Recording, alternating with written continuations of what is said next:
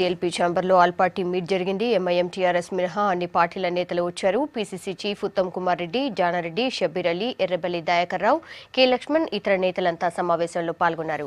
PCC chief Uttam Kumar Reddy, Shabbir అలీపై జరిగిన దాడిపై నేతలు చర్చించారు.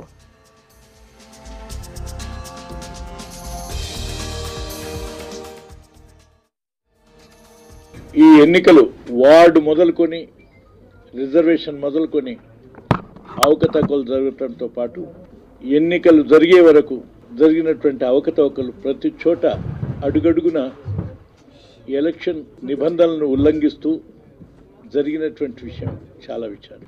లా అండ్ ఆర్డర్ వైఫల్యం చెందటం, ఎవరెవరు ఆ ప్రాంతాల్లో బలంగా ఉండటం, ఒక్కొక్క డివిజన్లో వారి కులం బలంగా ఉండటం, మతం బలంగా ఉండటం, లేక ప్రభుత్వ బలం వాళ్ళకు తోడు ఉండటం, లేక ప్రభుత్వంలో ఉన్న వారి బలం ఉండటం, ఇటువంటివన్నీ చోటు చేసుకొని ఇటు చట్టాన్ని ఉల్లంఘించటం, ఆ విధంగా దౌర్జన్యాలకు పాల్పడటం, అనేక మంది మీద దాడి ప్రయోగం చేయటం, దాడి చేయటం జరిగినటువంటి విషయాలు ఇవాళ ఈ ఎన్నికల్లో చూస్తే చాలా విచారకరం. నిన్న ప్రత్యేకంగా కాంగ్రెస్ పార్టీ పిసిసి అధ్యక్షులు ఉత్తమ్ కుమార్ రెడ్డి పైన, ఆ తర్వాత మండల్ నేత షబ్బీర్ అలీ గారి పైన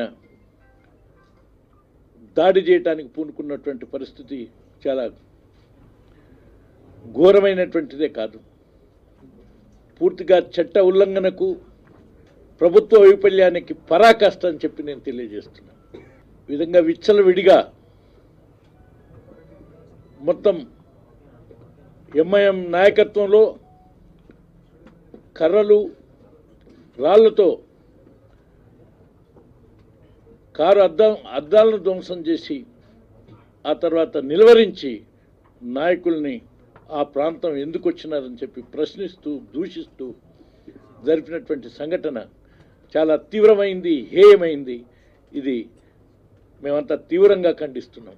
అందుకు పాల్పడ్డ వారిని, అందుకు ప్రోత్సహించినటువంటి వారిని, అందుకు నాయకత్వం వచ్చినటువంటి వారిని అందరిని కూడా వెంటనే చట్టబద్ధమైనటువంటి చర్యలు తీసుకుని అరెస్ట్ చేసి, ఇది సంఘానికి భద్రత ఉన్నది, ఆ తర్వాత చట్ట ఉల్లంఘన వారికి కఠినమైన శిక్షలు పడుతుంది, లేకుంటే ఈ విధమైనటువంటి పరిస్థితులు మించితే ఈ సిటీ చాలా ఆందోళనకర పరిస్థితుల్లో పోతుంది అని నిరూపించవలసిన అవసరం ఈ ప్రభుత్వానికి ఉన్నది.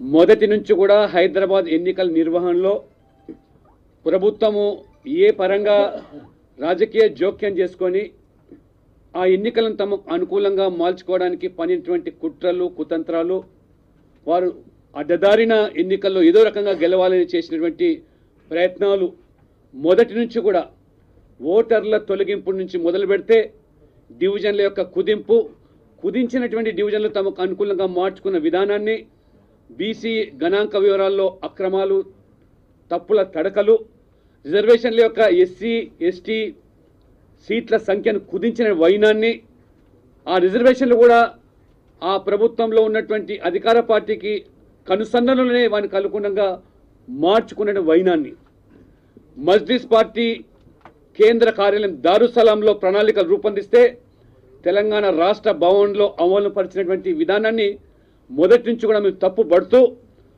రాజ్యాంగ అధినేతలకు ఎప్పటికప్పుడు కూడా సమాచారాన్ని, సూచనలు, విజ్ఞప్తులు అందజేస్తూ రాజకీయపరమైనటువంటి ఒత్తిడి కూడా పెంచినప్పటికీ కూడా ఏమాత్రం కూడా మార్పు కనబలేదు. నిన్న ఎన్నికల సందర్భంలో జరిగిన సంఘటనలు, ఒక పిసిసి అధ్యక్షుడి మీద భౌతికంగా ఎంఐఎం యొక్క అధినేత దాడికి పూనుకున్న వైనము, కౌన్సిల్లో ప్రతిపక్ష నాయకులైనటువంటి షబ్బీర్ అలీ గారి మీద భౌతికంగా దాడి చేసిన ఉదంతము, భారతీయ జనతా పార్టీ అభ్యర్థి అయినటువంటి జంగంమెట్లో ఒక ఎస్సీ అభ్యర్థి మీద ఎమ్మెల్యే ప్రమేయంతో వారి ఇంటి మీద జరిగిన దాడి, జనరల్ సీట్ అయినప్పుడు కూడా ఎస్సీ అభ్యర్థికి సీట్ ఇచ్చినటువంటి విషయాన్ని జీర్ణించుకోలేక మజ్లిస్ యొక్క చేసినటువంటి దాడి, అదే రకంగా అజంపూర్లో కూడా ఒక మైనార్టీ అభ్యర్థి బీజేపీ రంగంలో దించితే మీరు మా మీద పోటీ చేస్తారనేటువంటి దీంతో భార్యాభర్తల మీద అక్కడ ఉన్నటువంటి ఎమ్మెల్యే అనుచరులు చేసిన దాడి, ఇవన్నీ కూడా కలవరపరుస్తున్నాయి. హోంమంత్రి స్వయంగా ఒక కాన్వాయ్ తీసుకొని పోలీసు యొక్క రక్షణతోని మొత్తం బూతుల వారీగా వారు పర్యవేక్షణ జరిపి అధికార పార్టీ అభ్యర్థులు గెలిపించడానికి ఇతర పార్టీల యొక్క ఏజెంట్ల మీద కార్యకర్తల మీద దూషిస్తున్నప్పటికీ ఎక్కడ కూడా యంత్రాంగం చర్యలు తీసుకోకపోవడం చాలా ఆశ్చర్యం కనబడుతుంది. అందుకని ఇవాళ రాష్ట్ర ఎన్నికల సంఘం కనుసన్నల్లో జరగాల్సిన ఎన్నికలు పూర్తిగా వైఫల్యం చెందారు. ఇవాళ పోలీస్ యంత్రాంగం కానివ్వండి, రాష్ట్ర ఎన్నికల సంఘం కానివ్వండి, టీఆర్ఎస్ పార్టీ ప్రభుత్వం యొక్క కనుసన్నలోనే ఎన్నికలు జరిగినటువంటి వైనాన్ని ఇవాళ మేము అన్ని పార్టీలు తప్పుపడుతూ ప్రజాస్వామ్యాన్ని పూర్తిగా ఖూనీ చేశారు. ఒక స్థానిక సంస్థల ఎన్నికలు అధికార పార్టీ గెలవడానికి ఈ రాజ్యాంగ సంస్థలను కూడా నిర్వీర్యం చేసే విధంగా వ్యవహరించే తీరును మేము తప్పుపడుతూ కేసీఆర్ గారి యొక్క 20 నెలల పరిపాలనలో శాంతి భద్రత లేకుండా పోవడం జరిగింది. తన ఇష్టానుసారంగా పరిపాలన చేస్తూ రాజ్యాంగ సంస్థలు నిర్వీర్యం చేస్తూ నిన్న జరిగినటువంటి జిహెచ్ఎంసీ ఎన్నికల పోలింగ్ రోజున పిసిసి అధ్యక్షులు శాసనసభ్యులైనటువంటి ఉత్తమ్ కుమార్ రెడ్డి గారి పైన, శాసనమండలి సభ్యులు మాజీ మంత్రివర్యులైనటువంటి ఎమ్మెల్సీ పక్ష నేత శ్రీ సిబిలిఆర్ గారి పైన,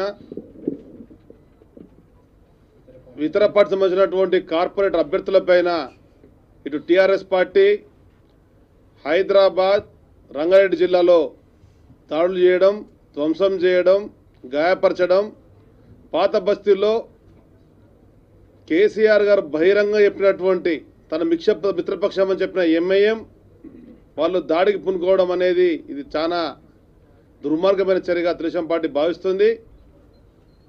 దీన్ని తీవ్రంగా ఖండిస్తూ చిన్న రాష్ట్రాలలో రాజకీయ సంక్షోభం వస్తుందని చెప్పనేటువంటి భావన సహజంగా ఉంది. కానీ కేసీఆర్ గారు అసెంబ్లీ సమావేశాలలో మొట్టమొదలుగా ఏ సమస్య ఉత్పన్నమైనా, ఏ కొత్త పథక రూపకల్పన చేసినా అన్ని పక్షాలతో ఆలోచిస్తాము, ఆమోదయోగ్యమైన ఆచరణలో ఉండేటువంటి పనికి ముందుకెళ్తామని చెప్పని 63 మంది ఎమ్మెల్యేలు ఉన్నటువంటి కేసీఆర్ పార్టీ ఇవాళ 85 మంది ఎమ్మెల్యేలకు వచ్చింది.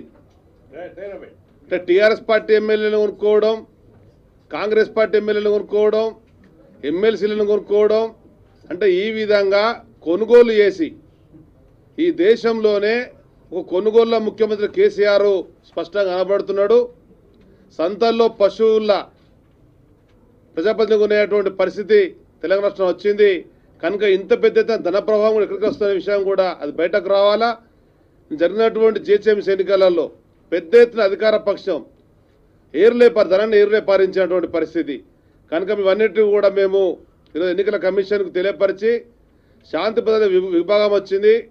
ఆ విఘాతాన్ని ఎవరైతే వైఫల్యం చెందించేటువంటి అధికారి ఉన్నాడో హైదరాబాద్ సిటీ కమిషనర్ మహేందర్ రెడ్డి గారితో సంచరించుకోవాల్సిన అవసరం ఉన్నది, చర్య అవసరం ఉందని చెప్పని తెలుగుదేశం పార్టీ అఖిలపక్షం కూడా భావించింది.